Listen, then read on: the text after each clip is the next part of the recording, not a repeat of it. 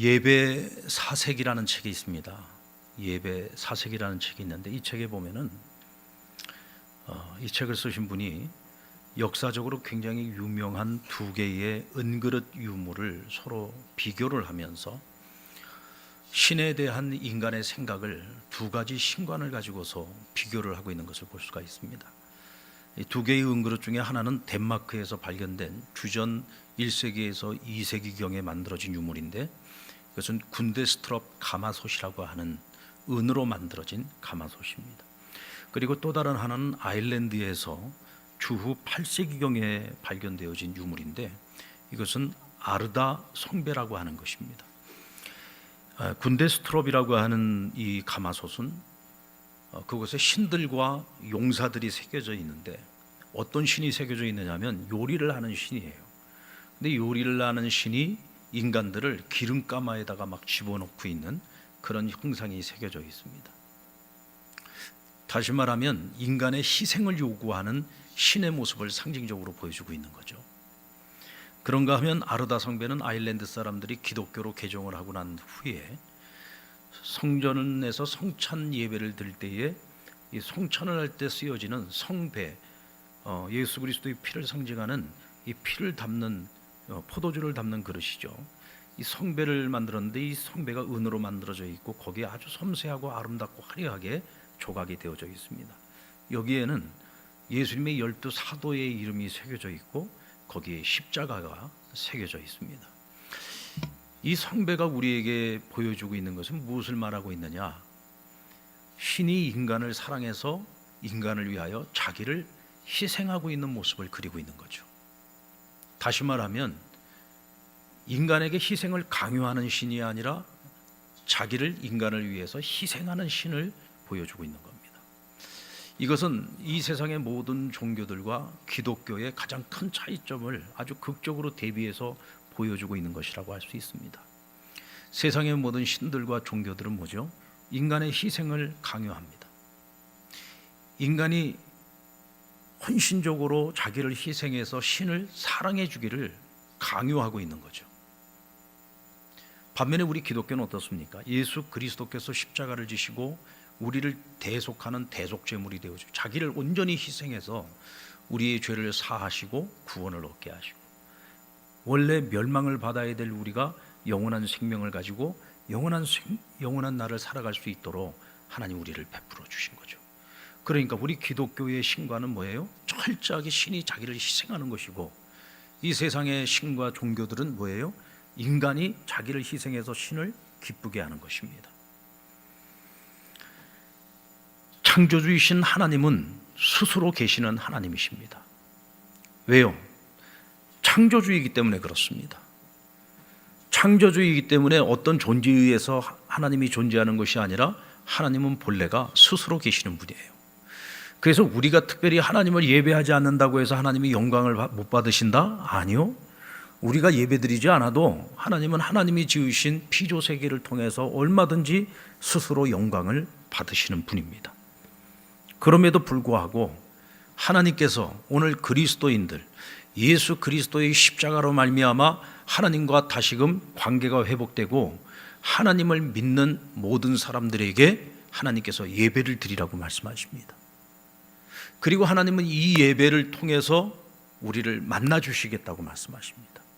이 예배를 통해서 너희의 예배를 통해 내가 영광을 받겠다는 거예요. 하나님은 모든 피조 세계로부터 다 영광을 스스로 받으실 수 있는 분이지만 특별히 그리스도인 하나님의 자녀인 너희가 드리는 예배를 통해서 내가 영광을 받겠다고 약속을 해주신 겁니다.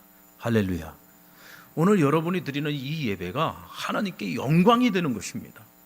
우리는 항상 그 마음을 가지고 하나님 앞에 예배를 드려야 되는 거죠. 그래서 이 예배라고 하는 것은 우리에게 있어서 의무가 아니에요. 이것은 하나님이 우리에게 명령으로 하신 것이 아닙니다. 이 예배는 하나님께서 저와 여러분에게 주신 특별한 은총입니다. 아멘입니까? 은총입니다. 여러분, 예배를 의무로 여기면서 드리는 것, 예배를 하나님의 명령이니까 억지로 드리는 것과 이 예배는 하나님이 나에게 주신 특권이다. 하나님이 특별히 나에게 허락해 주신 은총이라고 생각하고 예배를 드리는 것은 차원이 다른 거예요. 여러분들은 어떤 마음으로 예배를 드리십니까? 혹시 내가 하나님 앞에 나와서 예배를 드리지 않으면 벌 받지 않을까? 혹시 이런 마음으로 여러분들이 오늘 이 자리에 나와서 예배를 드린다면 그 예배는 잘못된 예배입니다. 간혹 어떤 분들은 주일 성수를 하지 않고 주일날 예배를 안 드리고 어디 놀러 가는 경우가 있어요. 근데 잘 놀러 갔다 오면 괜찮은데 놀러 가서 뭔 안 좋은 일이 생겨요. 그러면 이제 후회를 하고 반성을 합니다. 아유, 내가 주일 성수하지 않고 예배 안 드리고 어디 놀러 갔더니 하나님이 나를 이렇게 벌 주시더라. 반성하는 거는 괜찮아요. 뭐 반성이야 뭐 얼마든지 할 수 있죠. 아니 당연하지 않습니까? 그리스도인이 예배 빼먹고 어디 놀러 갔다 그러면 반성할 만하죠. 그런데 오해는 하지 말아야 됩니다. 여러분, 우리 하나님이요, 예배 안 드리고 놀러 갔다고 다리를 분질러 놓으시는 그런 하나님은 아닙니다. 그렇죠. 우리 하나님 그런 하나님은 아니에요. 만약에 그랬으면 지금 우리 상남교회 교인들 중에서 다리 성한 사람은 하나도 없을 거예요. 그렇지 않겠습니까? 우리 하나님은 어떤 하나님이에요? 오래 참으시고 인내하시고 기다려주시는 하나님이잖아요. 우리의 믿음이 미성숙하다고 해서 다리 분질러 놓습니까? 아니요. 우리 하나님 그런 하나님, 기다려주시는 하나님이시잖아요. 오래 참으시는 하나님이시잖아요. 우리가 하나님을 예배드리는 것은 하나님이 두려워서가 아닙니다. 혼날까 봐 두려워서 드리는 그런 예배가 아니라 받은 은혜가 너무 감사해서, 하나님이 내게 베풀어 주신 은혜가 너무 감사해서 하나님 앞에 나를 보여드리는 거죠. 적어도 주일만이라도 하나님 앞에 나와서, 짧은 시간이잖아요. 이 1시간이라고 하는 예배지만 이 예배를 통해서 내 마음을 담아서 하나님께 드리는 것이 예배인 거죠. 오늘 본문은 이방인 지역인 수가성에서 남편이 5이나 돼요. 남편이 지금 현재 살고 있는 남편이 5이라는 얘기가 아니라 지금까지 거쳐간 남자가 5입니다. 근데 지금 현재 살고 있는 남자도 남편이라고 할 수 없는 남편이에요. 그러니까 이 여인이 굉장히 부도덕한 여인이라는 걸 알 수가 있겠죠. 남자를 여러 번 갈아치웠어요. 그런데도 행복하지 않아요. 기쁘지 않아요. 어떤 남자로부터도 만족을 얻지 못했어요. 자기가 버렸는지 버림을 받았는지는 모르겠습니다만은 어쨌든 간에 이 여인은 사람들의 눈을 피해서 뜨거운 정오 시간에 물을 기르러 나올 만큼 열등감이 심각한 여인이었고 스스로에 대한 자괴감이 너무나도 심각했던 여인입니다. 게다가 어떤 죄가 있더라도 이 죄 문제를 해결하기 위해서 하나님 앞에 나아가 제사를 드리면 좋은데 이 여인은 부도덕한 여인이요 죄인인지라 성전에 가서 제사도 드릴 수 없는 여인이었어요. 그러니까 그 죄책감이 얼마나 심각했겠습니까? 근데 이 여인이 어느 날 찾아오신 주님을 만난 겁니다. 주님과 대화를 나누는 중에 갑자기 뜬금없이 제사를 어디에서 드려야 되는, 어느 산에 가서 드려야 되는지를 질문했어요. 오늘 20절 말씀 같이 한번 읽어볼까요? 시작. 우리 조상들은 이 산에서 예배하였는데 당신들의 말은 예배할 곳이 예루살렘에 있다 하더이다. 이 여인은 수가성에 살고 있는 사마리아 여인이었습니다. 이 사마리아 사람들은요, 제사를 드릴 때 어디 가서 제사를 드리냐면 이 사마리아 지역에는 2개의 산이 있어요. 대표적인 산인데 하나는 그리심산이고 하나는 에발산입니다. 이 그리심산은 축복의 산이고 에발산은 저주의 산이에요. 그래서 사마리아 사람들이 제사를 드릴 때는 어느 산에 올라가서 제사를 드리냐? 그리심산에 가서 제사를 드렸습니다. 근데 유대인들이 야, 너희가 드리는 제사는 가짜야. 제사는 어디서 드려야 되느냐? 유대 땅 예루살렘 성전에 가서 제사를 드려야 되는 거야. 그래서 예루살렘 시온산에 가서 제사를 드려야 그게 진짜 제사다라고 얘기를 했다는 거예요. 그러면서 예수님께 묻는 겁니다. 어느 산에서 제사를 드리는 것이 진짜입니까? 하고 오늘 이 여인이 물었어요. 이 여인이 뜬금없이 갑자기 제사의 장소를 언급한 것은 오늘 이 여인의 마음에 어떤 마음이 있다 그랬죠? 죄책감이 있어요. 왜냐하면 이 여인도 자신이 지금 잘못 살아왔다는 걸 압니다. 내가 얼마나 무거운 죄의 멍에와 무거운 죄의 짐을 지고 살아가는지를 알아요. 그래서 그 죄 때문에 자유가 없어요. 기쁨이 없어요. 행복하지 않은 거예요. 그래서 나도 이 죄 문제 좀 해결했으면 좋겠는데 이 여인은 어디를 가서도 제사를 드릴 수가 없어요. 왜? 부도덕한 여인이었기 때문에 당시의 율법에 의하면 이와 같이 부도덕한 여인, 이와 같은 죄인은 성전에 가서 제사를 드릴 수 없어요. 그러니까 이 여인에게는 어느 산이냐가 중요하지 않아요. 그리심산에서도 제사를 못 드려요. 예루살렘 성전에 가서도 제사를 드릴 수 없는 여인이었던 거예요. 이때 주님께서 이 여인에게 이렇게 대답을 해주십니다. 이것이 오늘 23절, 24절 우리가 함께 읽었던 본문 말씀인데 우리 다시 한번 읽어보겠습니다. 자, 생각을 하면서 우리가 좀 본문을 읽었으면 좋겠어요. 시작. 아버지께 참되게 예배하는 자들은 영과 진리로 예배할 때가 오나니 곧 이때라. 아버지께서는 자기에게 이렇게 예배하는 자들을 찾으시느니라. 하나님은 영이시니 예배하는 자가 영과 진리로 예배할지니라. 여러분들 당시 사마리아 사람들이나 유대인들이나 그들에게 있어서 예배는요, 오래전부터 내려오는 하나의 종교적 예식에 불과했습니다. 하나의 전통에 불과했어요. 그래서 예수님께서 이 유대인들을 향해서 뭐라고 말씀하셨어요? 이 외식하는 자들아 그랬습니다. 이 외식한다는 말은 무슨 말이냐면 너희가 종교 생활을 하고 있지만 너희가 지금 종교 중독에 걸려 있다. 종교 중독. 종교 중독이라는 말은 무슨 말이냐면 하나님 앞에 제사를 드리고 있는데 이 제사의 의미가 뭔지도 모르고 제사를 받으시는 하나님이 어떤 분이신지도 모르고 하나님이 우리를 향하여 어떤 마음을 가지고 계신지도 몰라. 하나님께서 예배를 받으실 때 예배를 받으시는 하나님의 마음이 어떤 마음인지 전혀 관심이 없는 거예요. 단지 그냥 형식에만 치중하는 겁니다. 누가 제사를 집례할 것인가? 제사의 형식은 어떠해야 하는가? 어떤 제물을 드려야 하는가? 이런 거에만 다들 집중되어 있었지 정작 예배를 받으시는 하나님은 그들의 마음속에 없었던 거예요. 전혀 하나님에 대해서 관심도 별로 없었던 거죠. 그러니까 하나님 보실 때에는 그 어떤 예배, 어느 산에서 어떤 형식의 예배를 드린다 할지라도 그 예배가 참되지 못한 예배였다는 거예요. 그래서 오늘도 하나님께서는 영과 진리로 예배하는 참된 예배자들을 하나님께서 찾으신다는 겁니다. 그런데 오늘 예수님께서 이 여인에게 희망의 복음을 전해주신 거죠. 뭐라고 말씀하십니까? 하나님께서는 세상에서 참된 예배자를 찾기가 힘드신데 이제부터는 참된 예배자들을 하나님이 찾으시는데 그 예배를 드릴 날이 왔다는 거예요. 그리고 그때가 이때라는 것입니다. 여러분, 그건 무슨 뜻입니까? 오늘 이 여인이 지금 누구를 만나고 있어요? 예수님을 만나고 있습니다. 예수님이 누구십니까? 하나님이 보내신 하나님의 아들이십니다.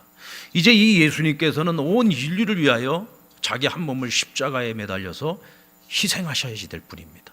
그 희생을 통해서 우리의 모든 죄를 사하여 주시고 우리를 구원에 이르게 하실 분이죠.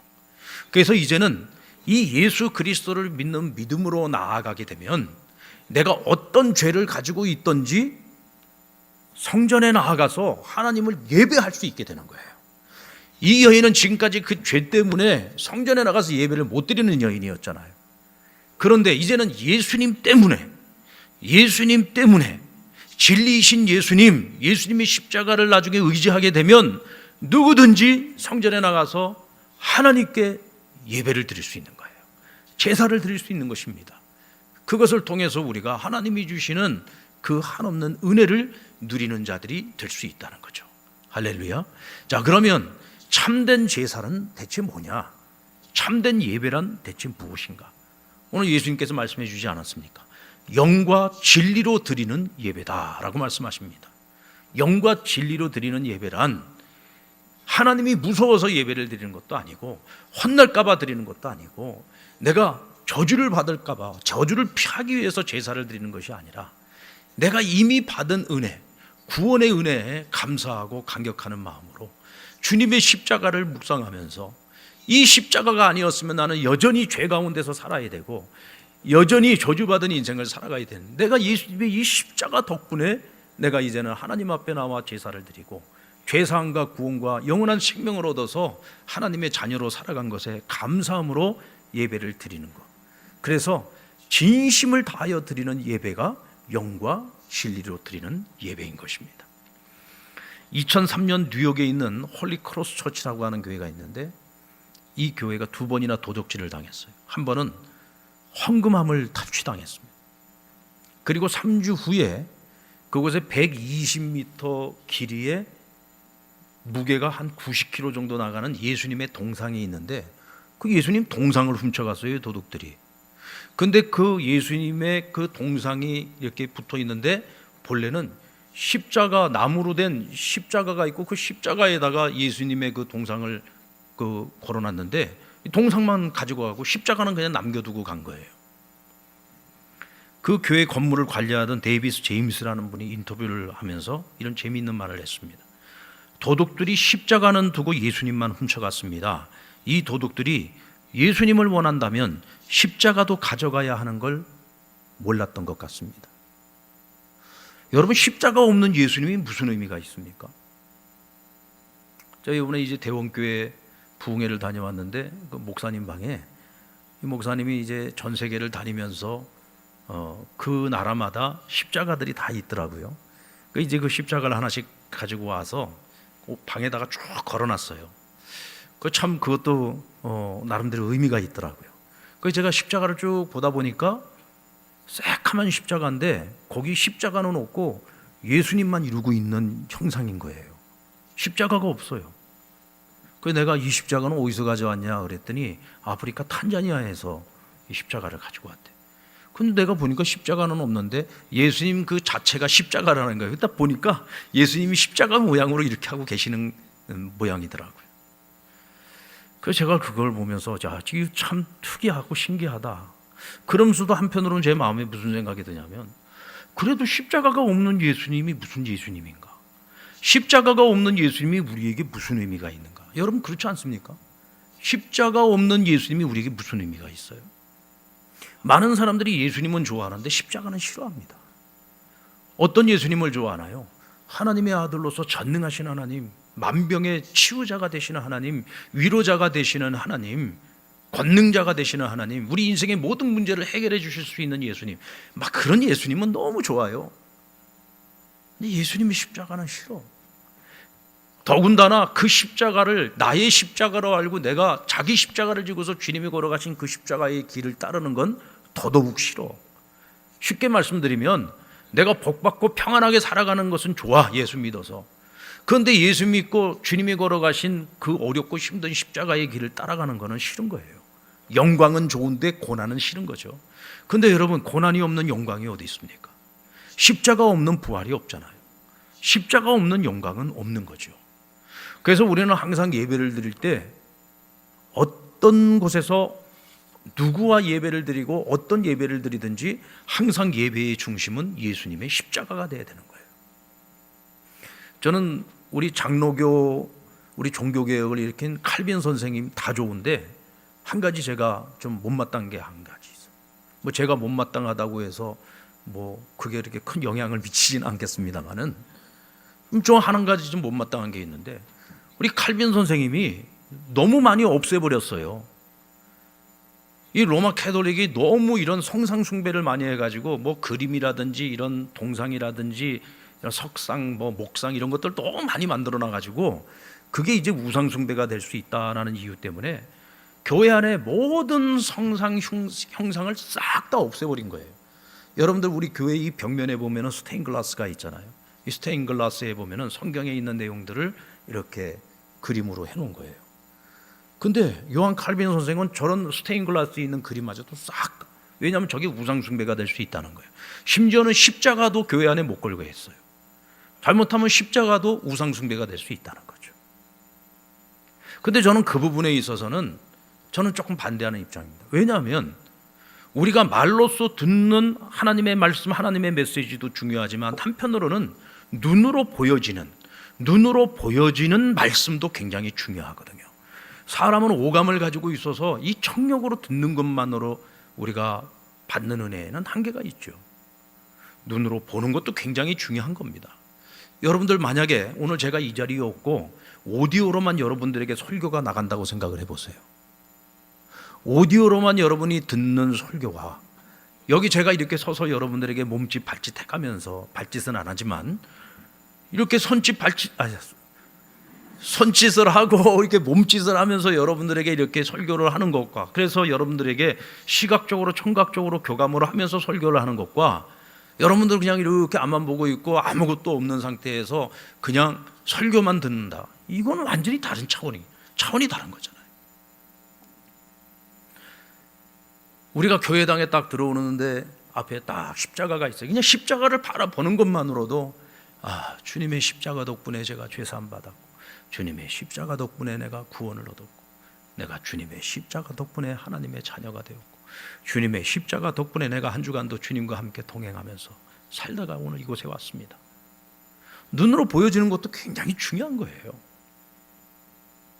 그런데 그 모든 것들을 너무 많이 없애버린 것이 한편으로는 문제가 됩니다. 그러나 여러분들, 여러분의 마음속에 주님의 십자가를 늘 가지고 살아가시기 바랍니다. 특별히 우리가 하나님 앞에서 예배자로 살아가고 예배의 자리에 나왔을 때에 항상 여러분들 마음 가운데 있는 주님의 십자가를 묵상하세요. 그래야 우리가 진정성 있는, 진정으로 감사하는 은혜의 예배를 하나님 앞에 내가 올려드릴 수 있는 것입니다. 자, 그렇다면 신령과 진정으로 예배하는 이 예배는 대체 어떻게 드려져야 신령과 진정으로 드려지는 예배가 될까? 먼저, 나는 진정으로 예배를 원하고 있는가? 나는 예배를 진정 갈망하고 있는가? 열망하고 있는가? 이걸 먼저 한번 생각해 보시기 바랍니다. 오늘 여러분들 예배드리러 나오면서 어떤 마음으로 나오셨습니까? 정말로 예배를 사모하면서 나오셨습니까? 아니면 일주일이 어떻게 이렇게 금방 가냐? 벌써 주일이야. 그래서 주일이니까 당연히 예배를 드려야 되니까 의무로 알고 오늘 이 자리에 나와서 예배를 드리고 있습니까? 오늘 바쁜 일도 있고 누가 놀러 가자는 사람도 있는데 이거 어디 놀러 갔다가 거기라도 하나님이 다리몽동이라도 부러뜨리면 어떻게 하나? 그게 겁나가지고 혹시 오늘 이 자리에 나오신 분은 없습니까? 그렇다면 그거는 우리가 하나님 앞에 예배를 드려도 잘못 드리고 있는 예배죠. 나는 진짜 하나님 앞에 예배를 드리고 싶은 마음이 있는가? 예배에 대한 열망을 가지고 있는가? 이것을 우리 스스로가 한번 물어볼 수 있어야 돼요. 그리고 여기에 대한 참 답을 가지고 이 자리에 앉아서 예배를 드려야 그 예배가 진짜 예배가 되는 거죠. 오늘 이 여인은 예수님을 만나고 나서 예수님이 메시아이심을 알게 됐습니다. 그리고는 마을로 달려와서 사람들에게 내가 예수님을 만났는데 그 예수님은 하나님이 보내신 메시아다. 그분이 메시아다. 그분이 우리를 구원할 구원자다. 그리고는 사람들에게 전하면서 와서 보라고 요청하라. 사람들을 초청합니다. 사람들 얼굴 보기 싫다고 뜨거운 정오에 와가지고 물 길러러 왔던 여자가 물동이 다 집어던지고 마을로 들어가서 사람들을 만나가지고 자기가 만난 예수를 증거하는 거예요. 이 여인의 마음에 어떤 마음이 생겼어요? 이제 예수님을 향한 열망이 생긴 거예요. 예수님을 향한 열망. 이제 내가 예수님 때문에 하나님께 예배를 드릴 수 있게 됐어요. 하나님께 내가 예배를 드릴 수 있게 됐어요. 죄사함을 얻었어요. 구원을 얻었어요. 하나님의 자녀가 되는 거예요. 너무 기쁜 거죠. 그러니까 이 여인이 주님을 향한 열망, 예배를 향한 그 열망을 이제는 어떤 것도 막을 수가 없어. 이 여인이 평생을 가지고 있었던, 그를 불행하게 만들, 그를 억누르고 있었던 모든 죄의 무거운 짐으로부터 이 여인이 이제는 자유를 얻은 거예요. 할렐루야. 모든 무거운 짐, 그것이 장애물이었다면 이제는 그 장애물이 더 이상 이 여인이 주님을 향하여 나아가는 길을 막을 수 없어요. 예배자로서 예배자로 나아가는 그 길을 막을 수가 없게 된 거예요. 여러분, 저와 여러분이 하나님 앞에 열망을 가지고 제사를 드리고 하나님 앞에 예배를 드리고자 할 때 그것을 가로막는 어떤 장애물이 있습니까? 그것이 무슨 장애물이 되었든 그것이 우리의 그 발걸음을 막지 못하도록 우리가 어떻게 해야 돼요? 주님께 찰떡같이 붙어 있어야 되는 거예요. 내가 예수님께 찰떡같이 붙어 있지 않으면 세상과 하나님 사이에서 이리저리 간보고 살아가면은요, 우리는 무슨 장애물이 있을 때마다 주님께로 나아가는 그 발걸음, 예배자로 서는 그 발걸음을 계속 가로막힐 수밖에 없는 거예요. 주님께 찰떡같이 붙어 있고 주님의 은혜로부터 내가 멀어지지 않아야 하나님 앞에 진정한 예배, 하나님을 갈망하고 열망하는 그런 예배를 하나님께 드릴 수 있는 것입니다. 그리고 또 한 가지는 오늘 우리가 지금까지 하나님 앞에 드려왔던 예배가 정말 우리의 온 몸과 마음과 정성을 다하여 드리는 예배였는가? 이것을 우리가 한번 생각을 해봐야 돼요. 어느 교회, 이게 큰 소리도 잘 듣지 못하는, 이 귀가 굉장히 어두워진 할머니 성도님이 계셨어요. 아마 우리 성도들 가운데서도 그런 분들이 있을 겁니다. 나이는 먹어갈수록 이 귀도 좀 잘 안 들리잖아요. 그런데 이 할머니 항상 예배 시간에 맨 앞자리에 앉아서 설교 시간에 들리지도 않는데도 너무 열심히 말씀을 듣는 거예요. 그러니까 목사님이 알거든요. 이 할머니가 못 듣는다는 걸. 그러니까 어느 날 아니 잘 들리지도 않으시는데 어째 이렇게 설교를 열심히 들으시냐고. 그러니까 이 할머니 얘기가 아유 목사님 저는요 이렇게 예배 시간에 이 자리에 나올 수 있는 것만 해도 저는 너무 감사해요. 제가 다리가 아직 힘이 있어서 걸어서 제가 와서 예배 자리에 앉을 수 있다는 게 얼마나 큰 축복입니까?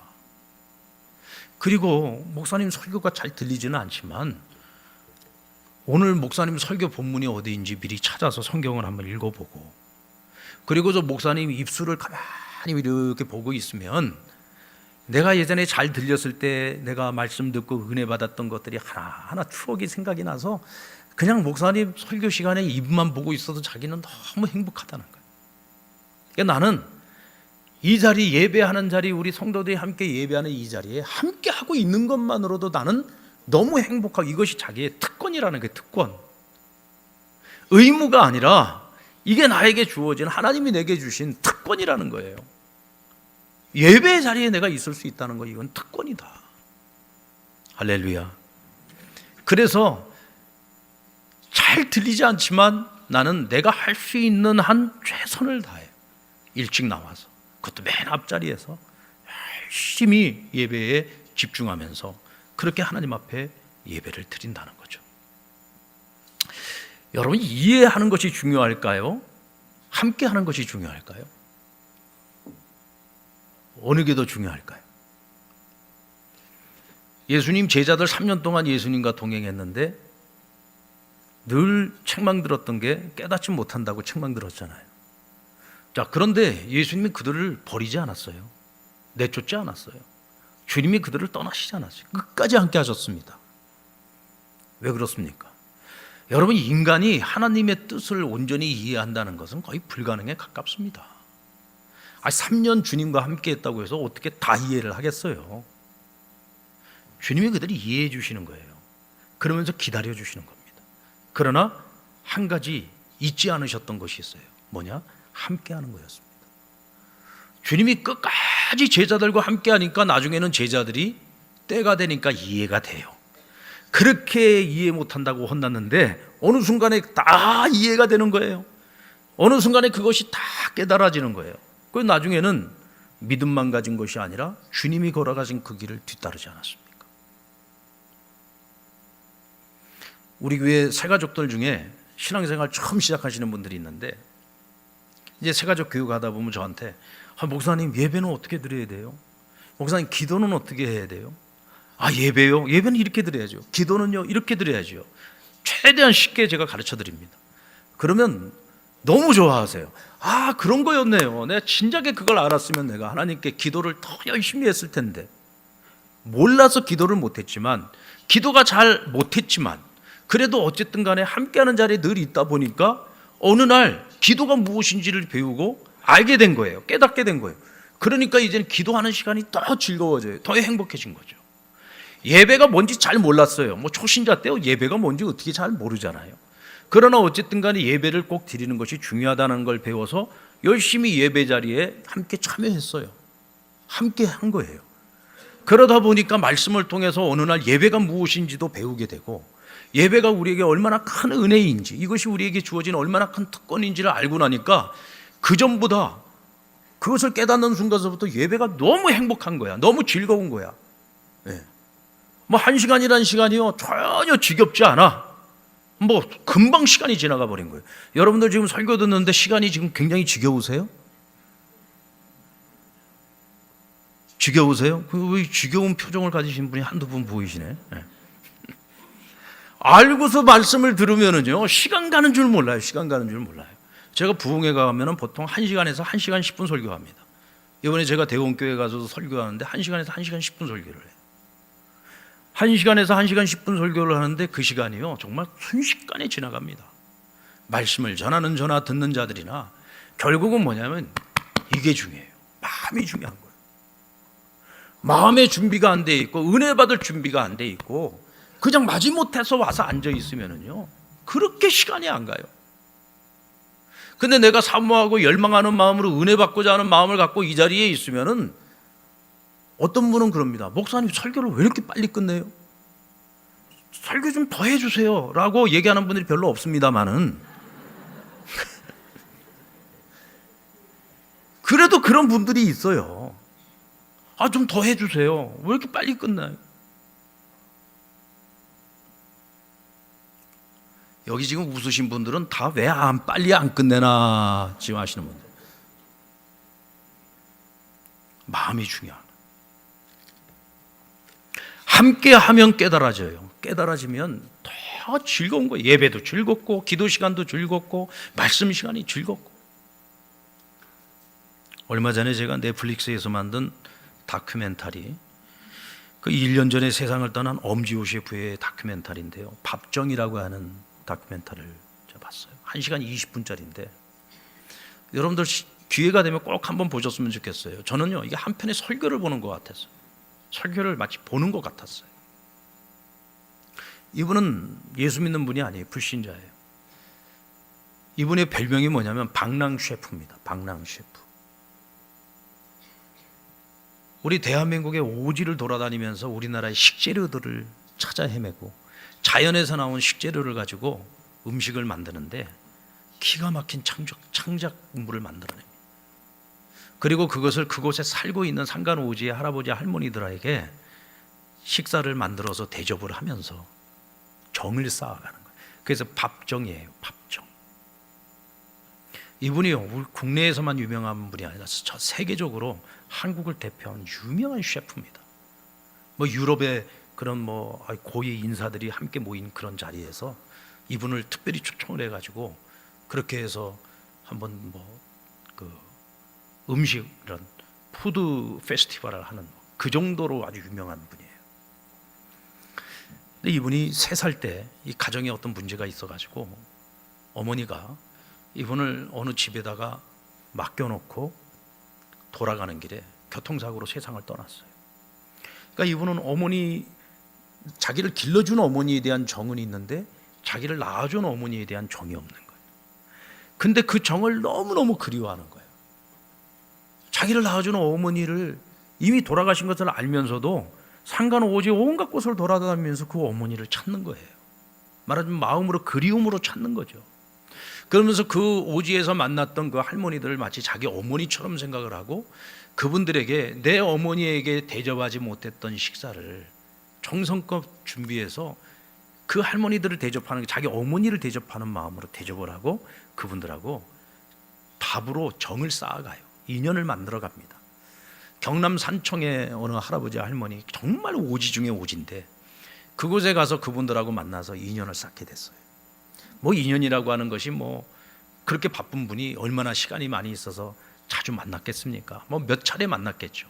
그런데도 정말 자기 어머니처럼 생각을 하고 그분과 정을 쌓았는데 어느 날 그 어머니가 돌아가셨다는 소식을 듣게 됩니다. 그런데 그 어머니 돌아가셨다는 소식을 듣고요 정말 눈물을 흘리는데요 닭똥 같은 눈물을 뚝뚝 떨어뜨리면서 웁니다. 저는 거기서부터 감동을 받았어요. 야, 피 한 방울 섞이지 않은 그저 정으로 싸운 관계의 어머니인데 어떻게 저런 눈물을 흘릴 수 있을까? 그리고는 이 어머니가 산골에 시집을 와가지고 한 번도 밖에 나가본 적이 없는 거예요. 그 어머니가 너무 불쌍한 거야. 그래서 바다에도 가서 식재료를 구하고 산에 가서도 식재료를 구하고 도시에 가서도 식재료를 구하고 이 할머니가 가보지 못한 곳곳을 돌아다니면서 그곳에서 식재료를 구해가지고 그 할아버지는 이제 그 딸네 집에 가 있고 빈집이에요. 상간오지에 텅 비어있는 그 빈집에 혼자 갑니다. 그날 또 비가 주룩주룩 내리는데요 할머니를 생각하면서 또 눈물을 주룩주룩 흐리면서 그날 밤부터 시작해서 그날 새벽까지요 밤을 새워서 음식을 마련하는 거예요. 자기가 가지고 온 곳곳에서 가져온 그 식재료를 가지고 음식을 만드는데 정말 지극정성을 다해서 음식을 만들어 나중에는 그 텐마루예요. 더 이상 음식을 놓을 자리가 없을 정도로 그렇게 음식을 잔뜩 만드는데 하나하나에 온갖 정성이 담겨진 그런 음식들을 만들어서 쭉 펼쳐놓고 새벽에 제사를 드리는 겁니다. 그분은 교회 안 다니는 분이니까 제사를 드려요. 그 할머니를 그리워하면서 제사를 드리는 거예요. 그러면서 또 눈물을 톡톡 흘립니다. 제가요, 그 모습 보면서 무슨 생각을 했냐면, 저 불신자의 제사도 사람의 마음에 저렇게 감동을 주는데, 하나님을 믿고 하나님을 경외해서 하나님을 예배하는 우리가 과연 저 임지화라고 하는 셰프가 피 한 방울 섞이지 않은 그 어머니를 생각하면서 저렇게 온 마음과 온 정성을 다해서 제사를 드리는 저런 마음을 우리는 과연 가져봤는가? 우린 과연 지금껏 수없이 많은 예배를 드려왔지만 정말 단 한 번이라도 저런 진지한 마음을 가지고, 정말 진심 어린 마음을 가지고 마음과 정성과 뜻을 다해서 하나님께 예배를 드려봤는가? 저 역시도 목사예요. 목사로서 늘 예배를 가르치죠. 예배를 집례합니다. 수없이 많은 예배를 드렸습니다. 근데 나는 늘 예배를 가르치고 예배를 집례하고 예배를 드리면서 살아왔지만 과연 나는 저런 예배를 하나님 앞에 드리고 있는가? 제가 너무 부끄러운 거예요. 너무 부끄러운 거예요. 하나님이 우리에게 진정 원하시는 예배는 어떤 예배일까요? 정말 진정한 마음으로 드려지는 예배 아니겠습니까? 진정으로 드려지는 예배. 주님을 열망하기에 시간 가는 줄 모르고 하나님께 드려지는 예배. 정말 은혜와 감사의 마음을 가지고 나와서 하나님 앞에 나의 연약함을 내려놓고 정말 오늘 꼭 주님을 만나고 돌아가고 싶은 그 간절한 마음으로 와서 드려지는 예배. 오늘도 하나님은 그런 예배자를 찾으신다고 말씀하십니다. 오늘 저와 여러분의 예배가 그런 예배가 되기를 원합니다. 참된 예배가 되기를 원합니다. 참된 예배자가 되기를 원합니다. 이것이 우리를 향한 예배하는 우리를 바라보시는 주님의 마음입니다.